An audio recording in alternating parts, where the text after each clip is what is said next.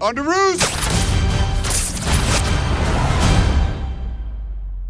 Hey everyone, I know I asked you about this on the review that we did about Batman, Bad Blood on Right. our podcast episode, but Right. I can't remember. What were your thoughts about Damian Wayne? I wish I could send him to an animated daycare where they would leave him out of all the movies and make him sit alone. I don't like him very much. It's very, very weird. Do you think that it's been getting better? The movies overall, getting better. Because they're Even like this 25 latest now? one, even this latest one had Damien in it. It's still good, so that's a great sign. Hey guys, welcome to another episode brought to you by Craven Comics on our YouTube channel, powered by The Nerd Store. This is Brett Duke and Ricky Andresen, and we are bringing you a pretty unique comic called Superior Spider-Man Volume 1. Now, Ricky, Yes. tell me, there's a lot of different volumes of Spider-Man. It's been a long time since we haven't had Spider-Man on this earth. True. So, in this one, because there's so many different things going on, who is Spider-Man? Well, that's what makes this volume of comics so exciting. Spider-Man is no longer Peter Parker per se. Okay. He is Peter Parker physically. His brain is actually Otto Octavius or Dr. Octopus, Doc Ock, a bad guy, right? So, Whoa. very different spin on who Spider-Man is, his motives, all that. When was this written? So this first came out January of 2013, the first issue. It was a 33-issue run, lasted a year and a Okay. half. And they explored a lot of cool stuff in it, a lot of just questions about being a superhero, almost like efficiency, brutality versus justice, and as we all know, Spider-Man's about responsibility. Yeah, go ahead. You're a lot like your father. You really are, Peter, and that's a good thing. But your father lived by a philosophy, a principle, really. He believed that if you could do good things for other people, you had a moral obligation to do those things. That's what's at stake here. Not choice, responsibility. So, really interesting stuff. Thank you, Uncle Ben, for that responsibility part. Always Uncle Ben. So, tell us, who are the main characters, would you say? And also, what's the plot in this particular volume? Yeah, no, good question. So it's actually interesting.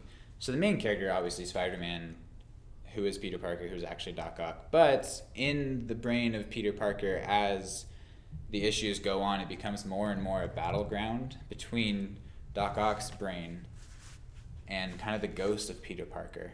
Because preceding all of these issues, Peter Parker was basically, they brain swapped. Mm-hmm. So in the body of Dr. Octavius, Peter Parker was killed, basically. Oh. But you find out as he continues on as Spider-Man, Doc Ock does, Peter Parker's ghost, like a little conscience, keeps popping up in the back of his mind, like, hey, you don't want to kill this guy, or hey, stop kissing my girlfriend, all this stuff. And as the series goes on, the Peter Parker conscience ghost becomes stronger and stronger until, well, if you read Spider-Man now, you know that eventually he gains control back after 33 issues. So the two main characters are still Doc Ock and Peter Parker. Mary Jane, of course, is in. A lot of familiar faces if you've been reading Spider-Man up before this. He's working at... Ricky, Yeah. from what you just said, having a lot of the same characters in Spider-Man that they've always had for the past 50 years, except for Yeah. the whole switch of Doc Ock and Peter Parker's minds just kind of switching there. Small detail. Yeah, small, Yeah. but important, interesting. But tell me, out of all the comics that have been read, why would you want our viewers to be able to go out and pick up this specific volume? What makes this so special? The title is Superior Spider-Man, and Ock really takes that seriously. It's a chance to kind of take the concept of what Spider-Man does and overhaul it, basically. Just delves into a lot of interesting ideas. Doc Ock realizes, hey, Peter Parker never has time to be with his friends and family because he's always out saving the day. Mm-hmm. Instead of patrolling the streets all the time, I'm going to make 1,000 mini spider robots to do that for me. He optimizes these kinds of things. When he sees really bad villains, instead of just putting them in jail time after time, he might just kill them instead. It really takes the concept of what it means to be a superhero in like the Marvel goody two-shoes sense and turns it on its head. What does it mean to really promote justice at all costs rather than great power and great responsibility. So if you like Spider-Man, I think this is a great twist on the idea. It's familiar enough to be interesting still, but also different and cool enough to really grab your attention. That's why I've read all of it. It's really good. Really Okay. good. Okay. So, I mean, this is the big Spider-Man fanboy here, so I gotta ask. I mean, after reading this volume, perfect example right there. What grade would you give this? That's a really good question. I think I'd give this an A-. Okay. It's not the greatest Spider-Man story ever, but it's one of the most creative. At the very least, I can say that, and it is one of the most exciting and entertaining. It's actually kind of funny. In the first couple of issues, Doc Ock really having a hard time speaking like a normal person. He's still kind of speaking like a supervillain. Like he calls up Mary Jane, "Hey, do you want to go to dinner?" "Yeah, sure." "Excellent." This is really weird.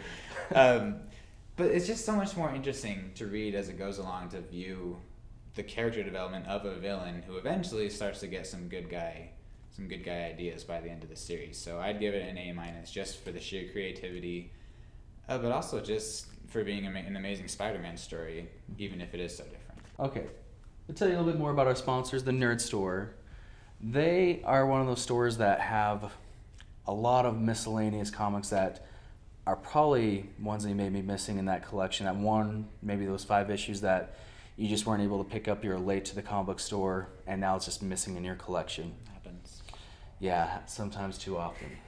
Yeah. So what you can do is you can go to facebook.com/nerdstoreut, and you can send them a message and let them know, hey, do you have this? Because they have a lot of miscellaneous graphic novels, comics, also memorabilia, a lot of pop toys, t-shirts, even those seat belts that you can have with your favorite superhero on them, and even your favorite leash for your dog if you're wanting to really sport your favorite superhero. So go ahead and check them out, because you know what? You may be able to complete a collection that you haven't been able to for quite some time. So thank you for watching our YouTube video. If you would, go ahead and click right here so you'll be able to see past videos of ours. And thank you for watching.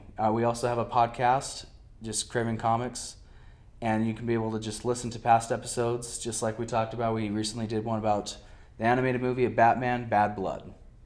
So thank you for watching again, and this is Brett Duke. And Ricky Andreessen. Live long and prosper. Live wrong. Live long and